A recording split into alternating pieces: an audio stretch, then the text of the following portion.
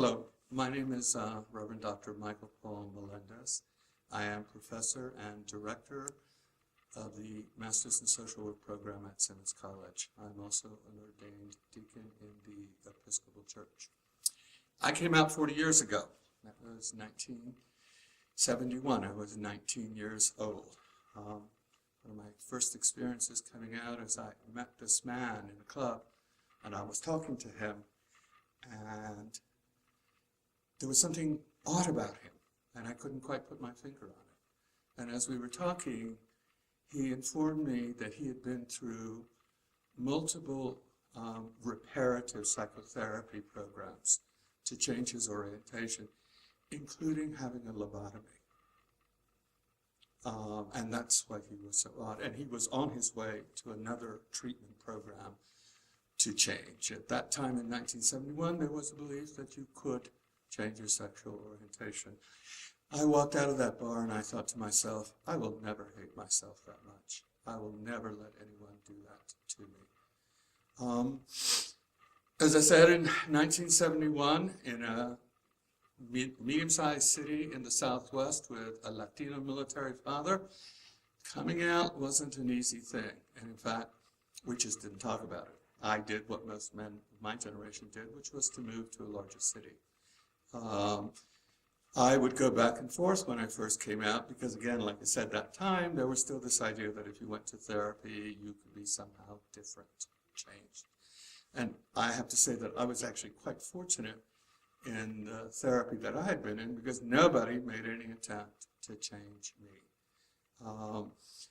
As you can see, obviously, I'm religious, and that was one of the big conflicts in my life. Is it possible to be gay and Christian, or to be religious and Christian? And I'm here to tell you that absolutely it is.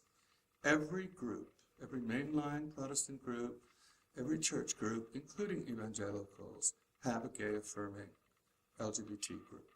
So don't let anybody tell you different. There will be those people that will tell you that there's something wrong with you, that this is sinful, and I'm here to tell you that there is a larger group of people who will tell you otherwise. We here at Simmons really expect that people will treat each other and honor each other's integrity, dignity, and worth. No one has a right to demean you based on your race, ethnicity, gender, class, whatever. So if you feel alone, if you feel like you have to deal that there's no one to talk to, I'm here to tell you that there are lots of people here on this campus that you can talk to. All it takes is talking with one person, and they'll be able to direct you to other people. The worst thing about coming out is feeling like you're alone. There are no supports. And one of the best things for me when I came out is I always had a really solid group of very dedicated friends who were LGBT and allies. In my life, I have done many things. I was trained as a child therapist, doing child maltreatment. My expertise is in trauma and substance abuse and HIV. And my life has been wonderful. There have been moments where I have encountered bigots, and I'm not above pushing back. Sometimes we do have to push back.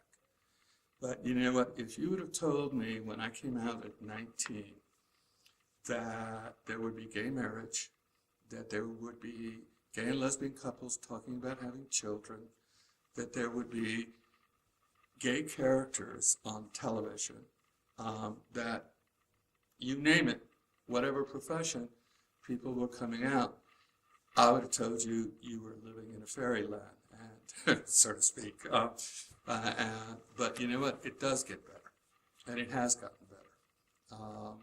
I think of the changes that have happened in the last 40 years of my life, and it is really quite remarkable.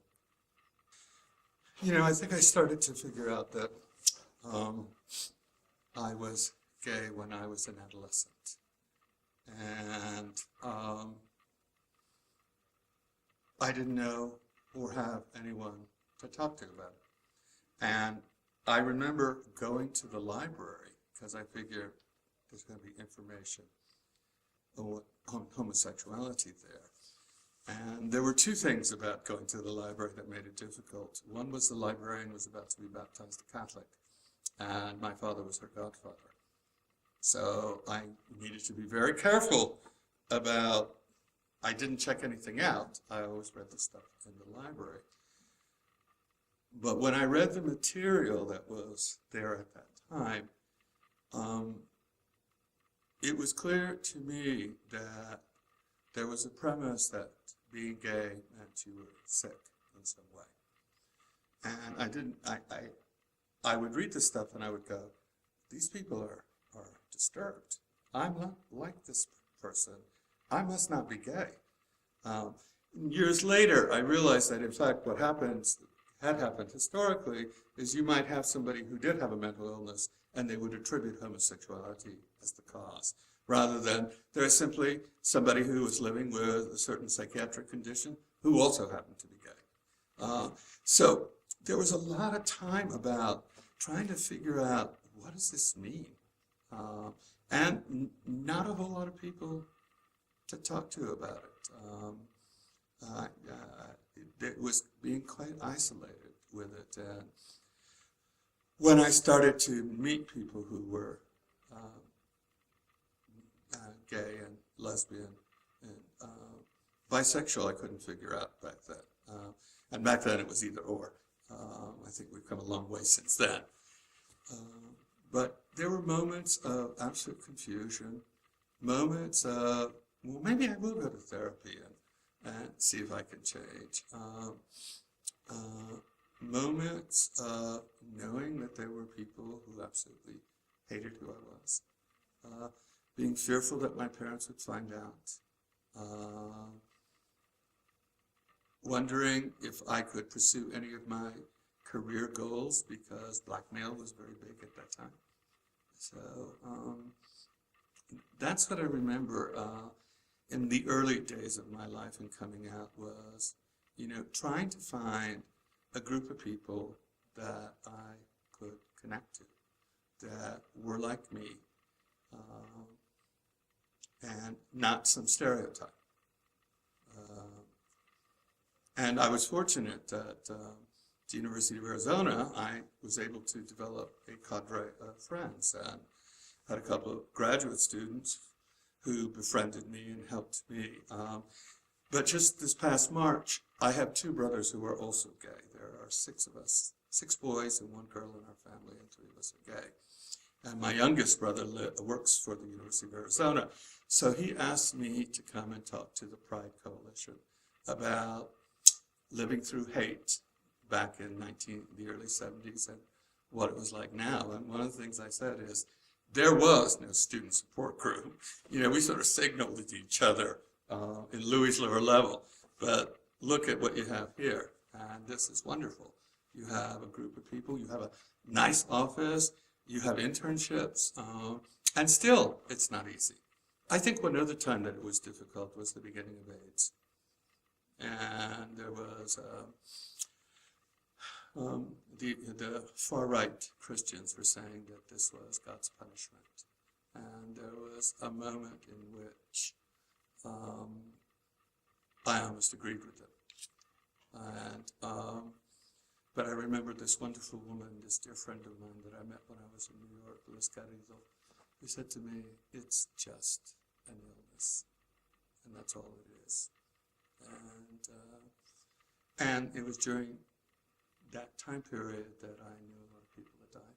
So that made it difficult. But except for that nanosecond, I fiercely reject that idea. All I can say is, a lot of people who are coming out and particularly isolated think about killing themselves. And I want to tell you, if you're thinking about that, call me. Or talk to someone else about it. Dead is dead, and you're feeling really, really bad for a moment, and with some help, you can get through it. You won't always feel that bad. And you know what? My life has been a wild ride. It has been exciting. It has been interesting. I have met so many different people, doing so many different things, and I would have missed all of that had I decided to kill myself. I'm not sure that I ever, when I was younger, thought about killing myself. But I knew that I was depressed, and depression can lead to that. And my first venture in getting help was when I was 19. So if you think you're going to hurt yourself, if you're feeling alone, and you're here at Simmons, there are plenty of people you can talk to, plenty of people who will be your ally. And you can go to the Student Counseling Center. There's the LGBTQ group. You can go see the Dean of Student Life, and we'll connect you.